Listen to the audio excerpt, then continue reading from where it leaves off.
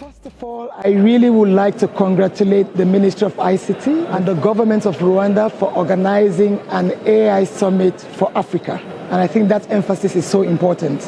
It's a summit happening here in Rwanda, but it's a summit discussing AI for Africa at large. I'm also doubly glad that UNDP is a sponsor of this event, given the relevance of the theme, which is the nexus between the youth bulge that exists in Africa, as well as the use of AI. And I think we have a lot of experience on that, and we have a strong tradition of participatory design in Denmark. And I think there's a lot of great exchange to be made in terms of sharing our experience on boosting that capacity with the UNDP, strengthening that ecosystem in Africa. So I look forward to engaging more with the UNDP on how we can strengthen Africa's AI capacity and leverage some of the amazing ideas and commitments that are being made here in this summit. We're really an organization that is intent on building capacity and building capacity locally. So there's a ton of amazing initiatives happening across UNDP, from Timbuktu across Africa, really building the next generation of entrepreneurs. And I know they are launching an AI accelerator program, to our involvement with ITU and the Digital AI Skills Coalition, which is really training government as well as civil society in core AI skills. Timbuktu initiative has 3 stages.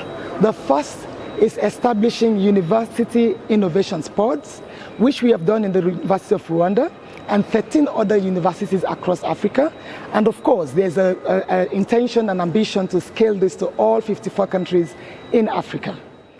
Now, University Innovations Pod, Unipods, become the pipeline wherein brilliant, smart startups, innovators from university can actually use these spaces and bring their ideas to the market. Now, next to that, we have 10 thematic hubs. I'm very happy to note that here in Rwanda, we host the Timbuktu Foundation, the headquarters, and at the same time, we have a health innovations hub in Rwanda. And what does this mean? We throw out calls for proposal and ask across the continent for young people who have brilliant ideas for solutions in health. And when we did this last year in August, we received 957 applicants. We have only selected 40 of those startups, and we are giving them training, little startup grants for them to take their ideas to scale. Then we have the foundation that is waiting for these ideas. As they are mature to get into the market, they then connect them with financing for them to take their ideas to scale. The first thing is we really understood the importance of AI and at the global stage, and how as a general technology is going to impact every aspect of our life. So do we really become just a customer, user of AI, or do we also become a producer of AI? And there's an understanding, general understanding, that we cannot be just users. It's important that we participate and we drive AI content, for the thing. My name is Thomas Ermakora. I'm a futurist and technologist with a design history. And the founder of an organization called Pax Technologica, which aims to support the transition towards AI for good in many contexts, but we're opening our African chapter, which is why we're here in Kigali. So that's what I think where UNDP and Timbuktu can make a true effort with these uniports and excellence hubs to make sure that the authenticity is there. We don't have to have such infrastructure for each and every country. That's why this was a summit for Africa. These are infrastructure that we can have on a regional basis.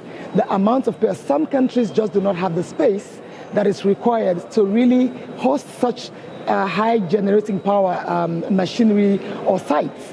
So we can have this on a regional basis. And I think that's why the conference was more for Africa.